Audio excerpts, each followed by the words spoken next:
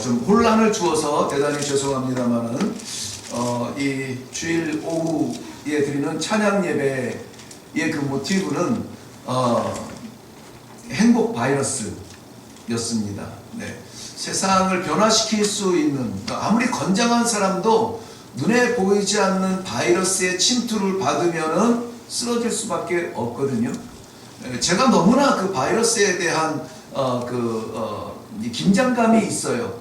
그래서 물론 죽으면 죽으리라 이 죽는 게 두려워 본 적은 없지만은 그래도 일할 수 없음에 늘 안타까운 것이 이 바이러스의 공격이에요. 네. 일할 게 산더미인데 정신도 말짱한데 그냥 이 근육이 무너지면서 열이 40도 막 이렇게 왔다 갔다 하면은 그냥 끙끙끙 되면서 몸이 아픈 거는 괴롭지 않아요.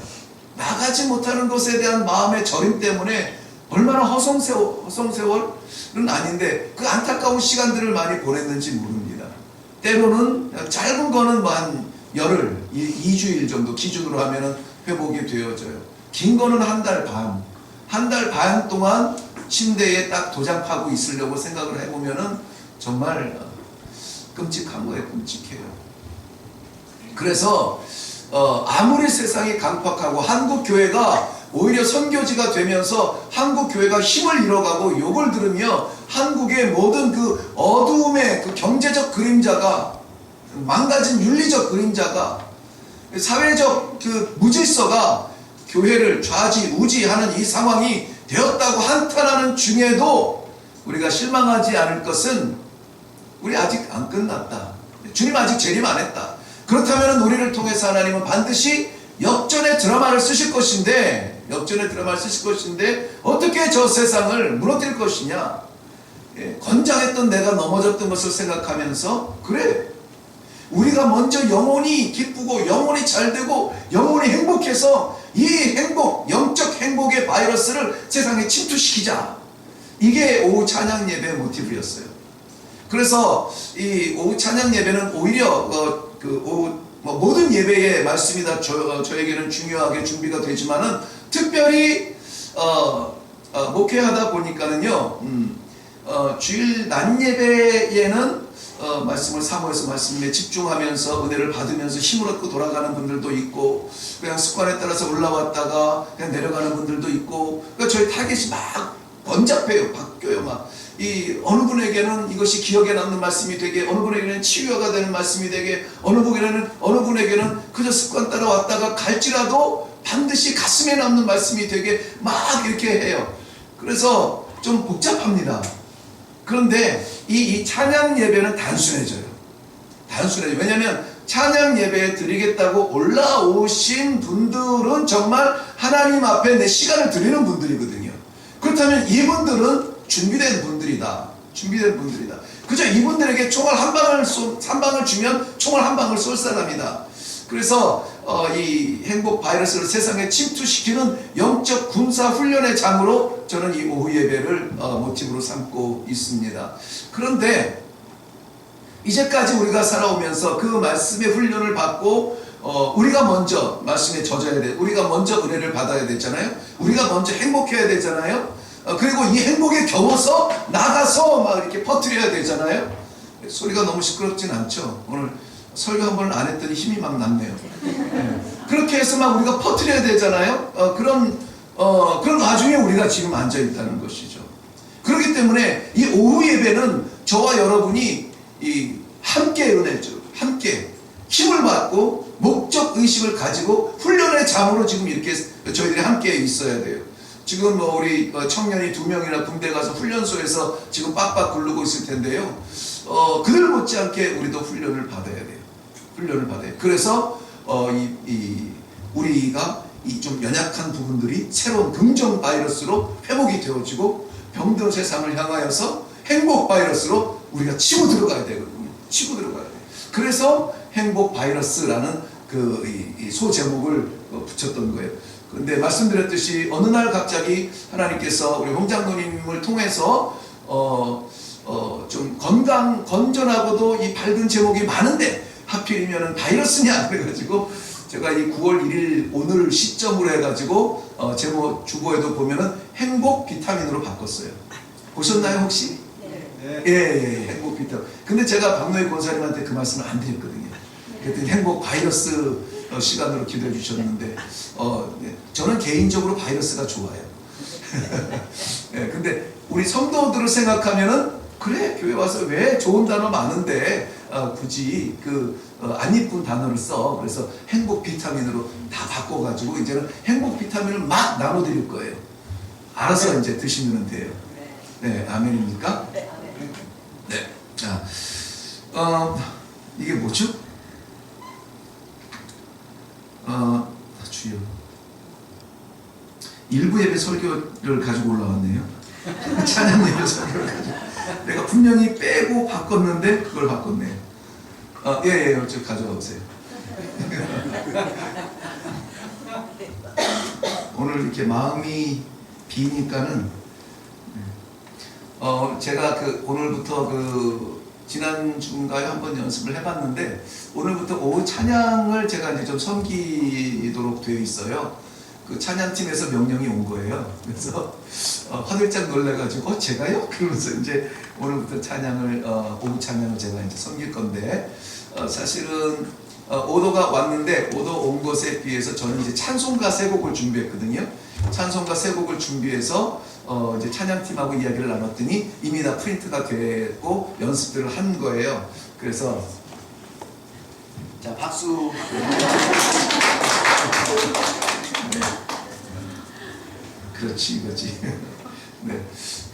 바뀌어가지고 좀 당황하기는 했지만은 그래도 기도하는 마음으로 함께 찬양하는 거니까 오후 찬양은 가능하면 이제 찬송가를 집중으로 해서 물론 좋은 복음송도 하고 찬송가를 우리가 좀 집중으로 찬양을 섬기도록 그렇게 하려고 합니다. 그랬더니 제가 이제 살짝 안 하던 것을 했더니 정신이 혼미해져서 분명히 바꿔 꼈거든요. 근데 쏜총알을 다시 넣고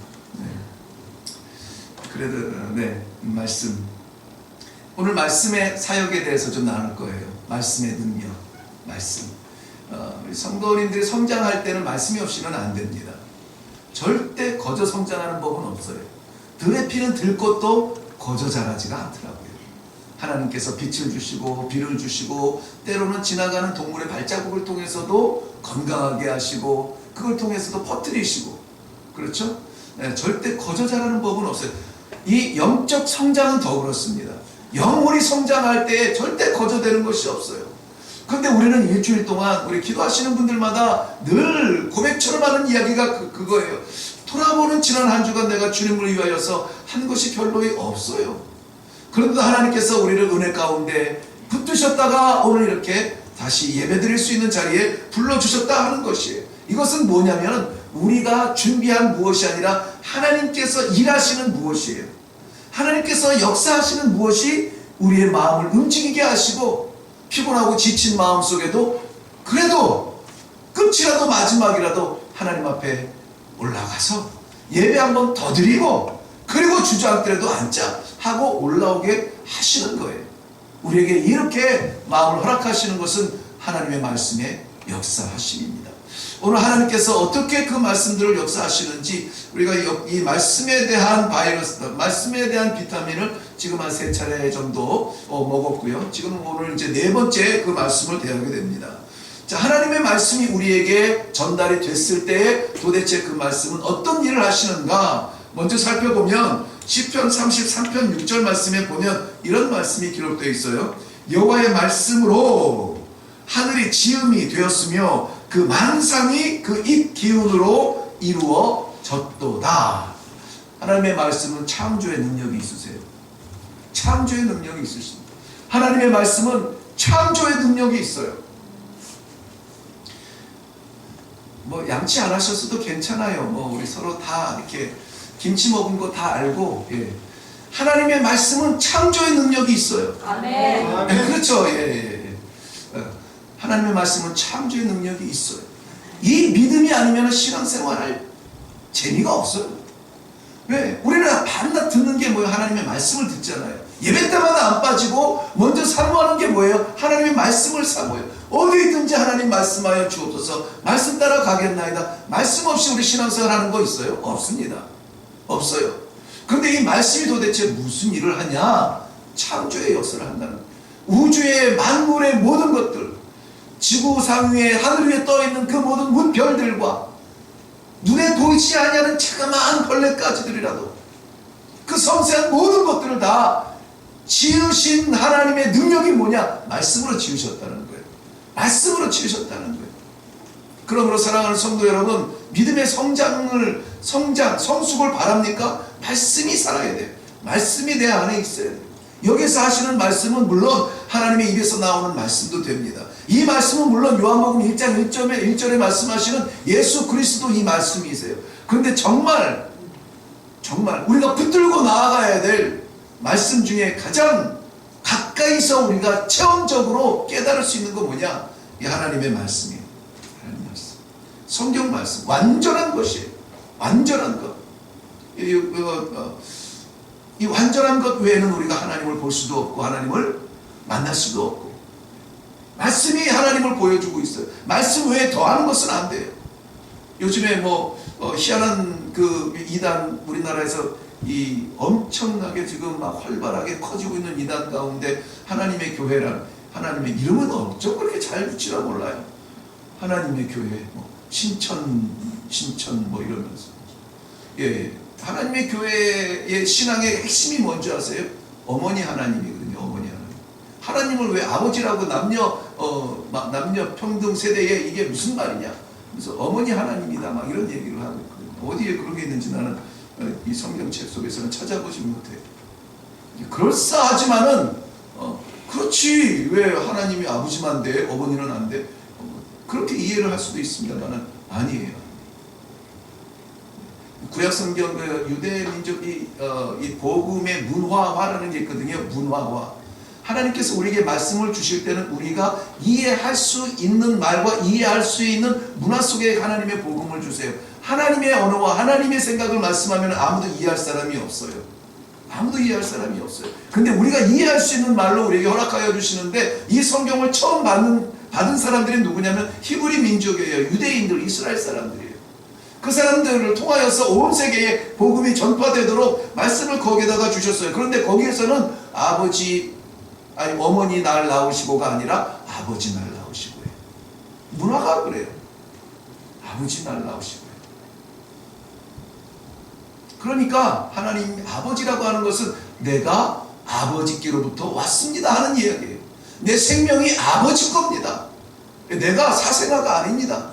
내가 버려진 고아가 아닙니다. 나는 아버지가 있고 나는 부모가 있고 나는 생명이 있습니다. 하나님이 그분이세요 하는 고백이에요.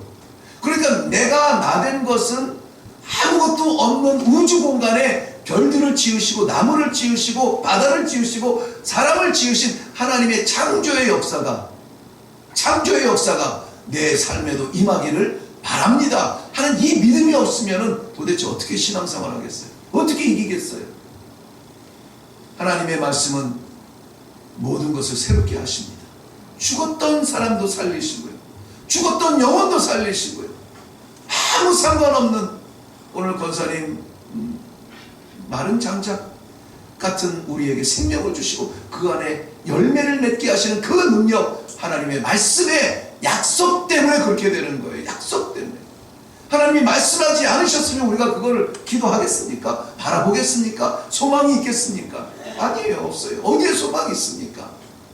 근데 말씀하시니까, 말씀에 약속하셨으니까, 말씀이 약속하셨으니까 내가 너를 붙들리라, 내가 너를 도와주리라, 나의 의로운 오른손으로 너를 붙들리라는 약속이 있으니까 하나님의 말씀으로 믿고 오늘도 우리가 힘을 얻는 것입니다. 말씀이 있는 영혼들은 좌절하지 않습니다. 말씀이 없는 사람들은 좌절해요. 조금만 바람이 불어도 무너집니다. 그런 차이 혹시 아시겠어요? 경험해 보셨나요? 교회 생활도 똑같습니다. 아니 어쩌면 우리가 이 신앙생활에 하시는 말씀인지도 몰라요. 열심히 일하다가도 그저 한마디에 무너져요. 한마디에 떨어집니다. 왜 그래요? 말씀의 중심이 안 되니까 사람만이 들리는 거예요. 말씀의 중심이 안 돼 있으니까는 주변 상황에 휘둘리는 거예요. 그 사람이 이렇게 말을 할 때 하나님은 뭐라고 말씀하시지? 상황이 이렇게 됐을 때 하나님은 뭐라고 말씀하시지? 하나님의 말씀에 우리 집중할 수 있기를 바랍니다. 하나님 말씀이 우리를 살리는 겁니다. 하나님 말씀이 우리를 붙들어 주세요. 하나님 말씀이 우리를 열어주실 줄로 믿습니다. 제가 여러분들을 섬긴다고 하지만요, 마음 같아서는 정말 제 속에서는 우리 영원히 정말 이래교회 은퇴해서 쫓겨날 때까지 뼈를 묻기까지 이래교회를 섬기고 싶죠. 그런데 그게 내 뜻대로 됩니까? 내 뜻대로 되면 그게 내 교회지 하나님 교회입니까? 하나님이 정하셔야 되는 거예요. 하나님이.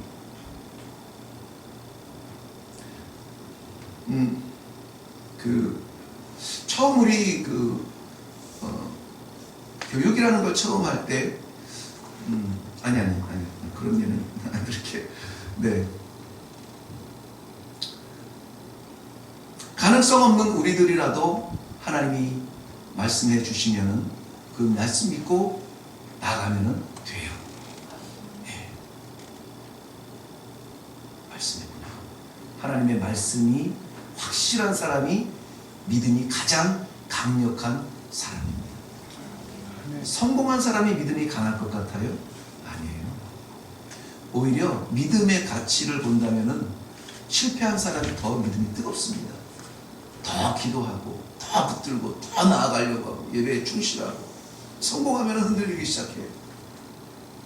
건강한 사람이 믿음이 더 뜨거울 것 같아요. 몸이 아픈 사람이 더 간절하게 기도해요. 오늘 아까 낮에 이영희 전도사님도 그랬죠. 눈물을 흘리면서 하나님 어찌된 일입니까? 망가진 그 여인을 붙들고 기도했다고 하잖아요. 힘들고 어려울 때, 눈물 날 때, 그때에 어디를 볼 거예요? 하나님 보고, 하나님 말씀을 의지하고, 주여 말씀하여 주옵소서, 말씀하여 주옵소서. 그저 한 말씀이면 되겠습니다. 한 말씀이면 되겠습니다.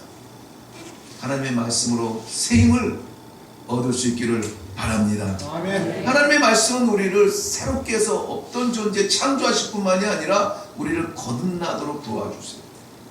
거듭난다는 말씀이 베드로전서 1장 23절 말씀에 보면 너희가 거듭난 것은 썩어질 씨로 된 것이 아니요 썩지 아니할 씨로 된 것이니 살아있고 항상 있는 하나님의 말씀으로 되었느니라 라고 말했습니다. 거듭난다는 말은 다시 난다는 거거든요. 다시 난다는 거예요.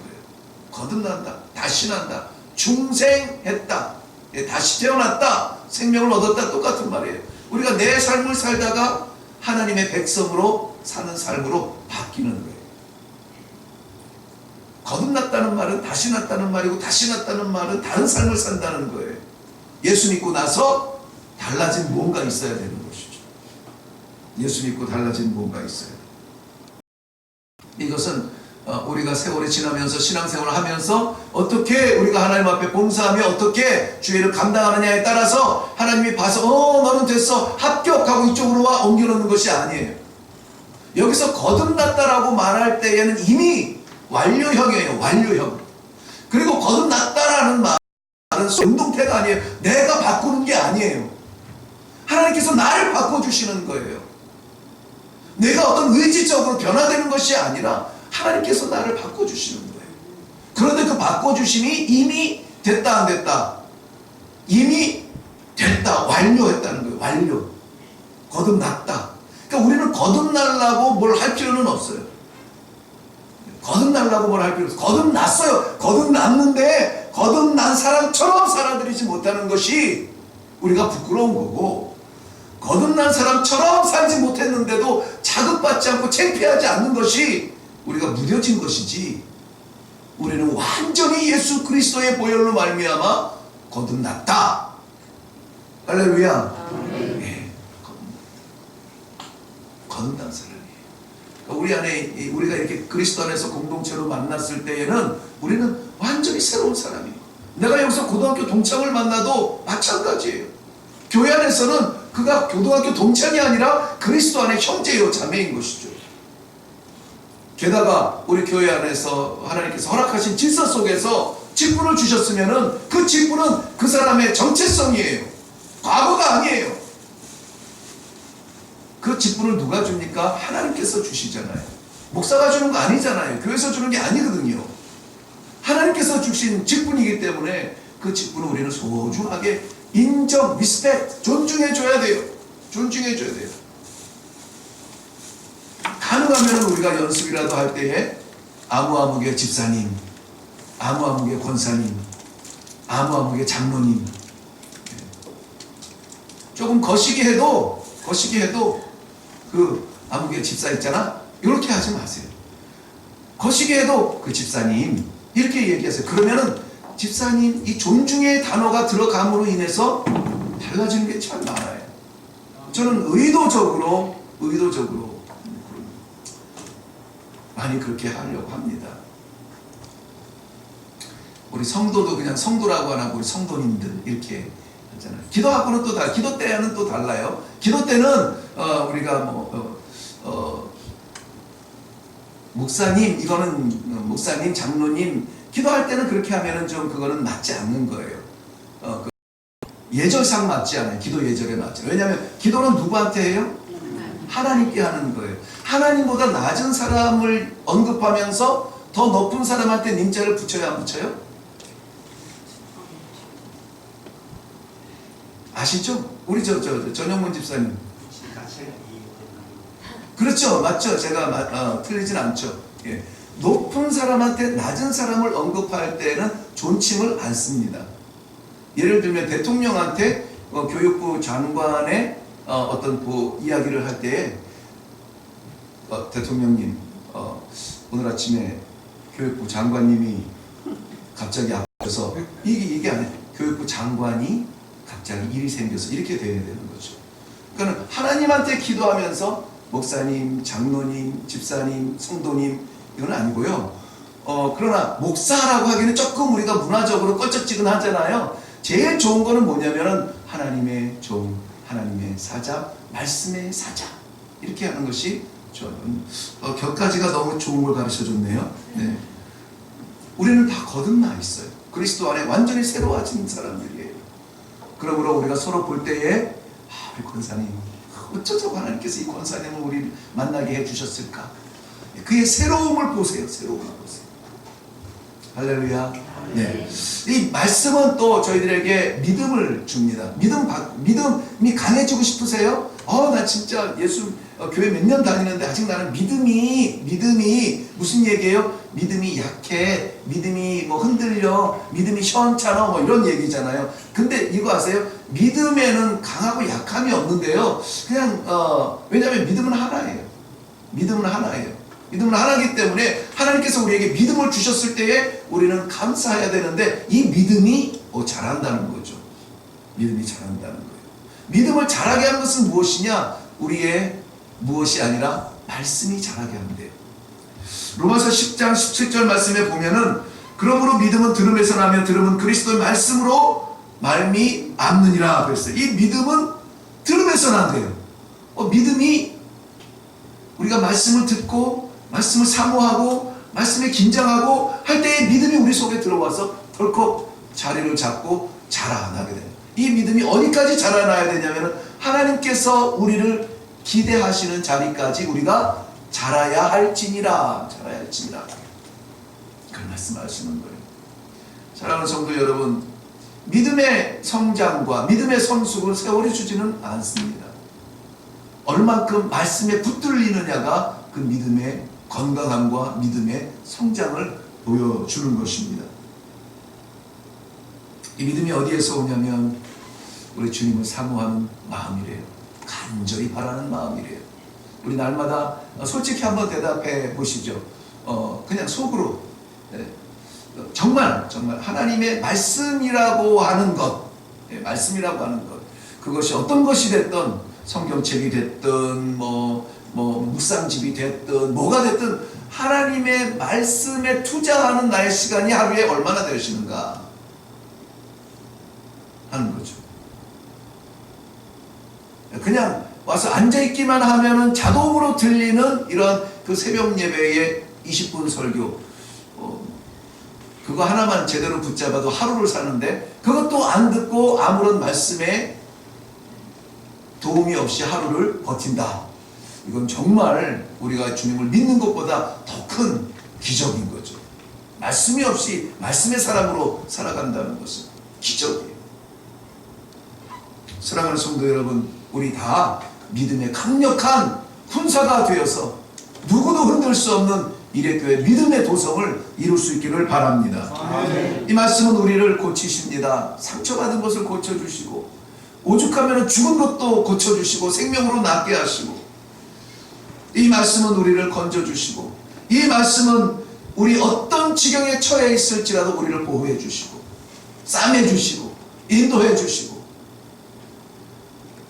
왜 이 말씀을 대하지 않겠습니까? 왜 말씀을 사모하지 않겠습니까? 이 말씀은 우리로 하여금 더욱더 하나님을 가까이 할 수 있도록 인도해 주시는데요, 가까이 하려면은 뭐가 우선 되냐면은 고쳐져야 돼요. 치유가 되어져야 돼요. 하나님의 말씀으로, 말씀을 향하여서 우리의 마음이 열리도록 치유가 되어져야 돼요. 하나님의 말씀 앞으로 나아가도록 순종의 걸음으로 우리가 고쳐져야 돼요.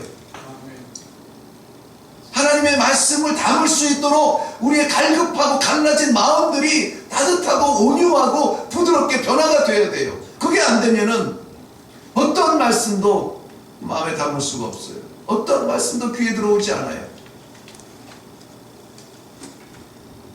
이것이 다 치유하시는 말씀의 부재에서 오는 부작용입니다.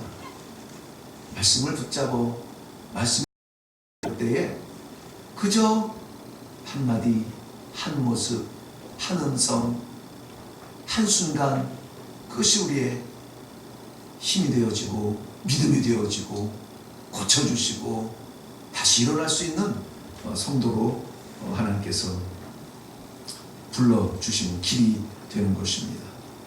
저는 그 조이너스 프로그램, 조이너스 그 1단계를 마치고 2단계를 가기 위하여서 우리가 준비하는 것은 90일 매일 성경 말씀 보는 거예요. 매일 성경 말씀 보면서 하루도 빠짐이 없이 성경 안에서 한번 90일 동안 살아보자 이거예요. 90일 동안 살아보자. 세상에 정말 대박나는 그것을 놓고도 그래야 되느냐? 한번 놓고 해보자 이거예요. 해보자. 그래도 안 되면 만약에 그래서 그것 때문에 내가 인생이 망쳐졌다, 그것 때문에 내 재산이 날아갔다, 제가 할 수 있는 만큼 채워드릴게요. 액수는 뭐 내가 정할 거지만 한번 해봐야 돼요. 말씀 없이는 성장이 안 됩니다. 말씀 없이는 변화가 안 됩니다. 그래서 이제 16일부터 저희들이 시작하고 다음 주에 한번 그 미팅을 모일 때에 어떻게 읽어야 될지, 무엇을 읽어야 될지를 제가 이렇게 표를 해서 드릴 거예요. 전도도 열심히 해야 되지만 하루에 1시간, 2시간 딱 쪼개가지고 그 시간만큼은 하나님의 말씀에 아무튼 집중적으로 삶을 드림으로 말미암아 하나님께서 오늘 말씀 속에 약속하신 새로운 창조와 새로운 능력과 새로운 고치심과 새로운 변화와 새로운 삶과 새로운 것들을 우리에게 허락해 주시는, 그래서 우리가 완전히 변화되는, 더 분명해지고 확실한 하나님의 신앙의 성도의 믿음의 용사로 커가는 그런 복된 이 하반기 될 수 있기를 주님의 이름으로 축원합니다. 아멘. 기도하겠습니다.